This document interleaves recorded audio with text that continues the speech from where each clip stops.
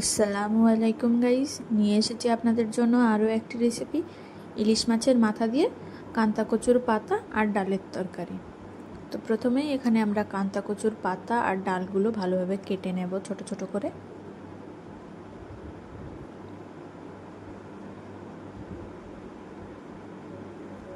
তারপর আমরা এখানে একটা পেঁপেও দিয়ে দেবো। পেঁপেটা অপশনাল, আপনারা চাইলে দিতে পারেন, না চাইলে না দিতে পারেন। আর আপনারা যদি চান তাহলে এখানে আপনারা আরও অন্যান্য সবজি অ্যাড করতে পারেন আপনাদের পছন্দ মতো।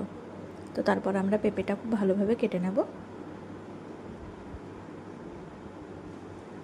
তারপর এখানে কড়াইতে জল গরম করে নেব। জলটা গরম করে তার মধ্যে দিয়ে দেবো কলাইয়ের ডাল। ডালটা দেওয়ার পরে এখানে কেটে রাখা সবজিগুলো দিয়ে দেবো।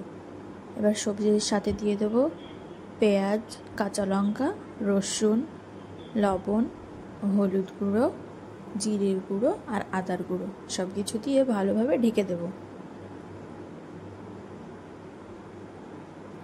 এবার মাঝে মাঝে তুলে তুলে দেখব সবজিটা সেদ্ধ হয়েছে কিনা। তো এই যে সেদ্ধ হয়ে গেছে, এবার এটা নামিয়ে নেব।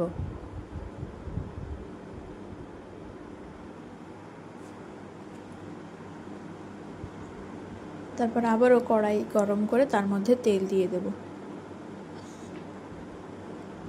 তেলটা ভালোভাবে গরম হয়ে গেলে তার মধ্যে দিয়ে দেব ইলিশ মাছের মাথাগুলো খুব ভালোভাবে ভেজে নেব। ভেজে নেওয়ার পরে তার মধ্যে দিয়ে দেবো পেঁয়াজ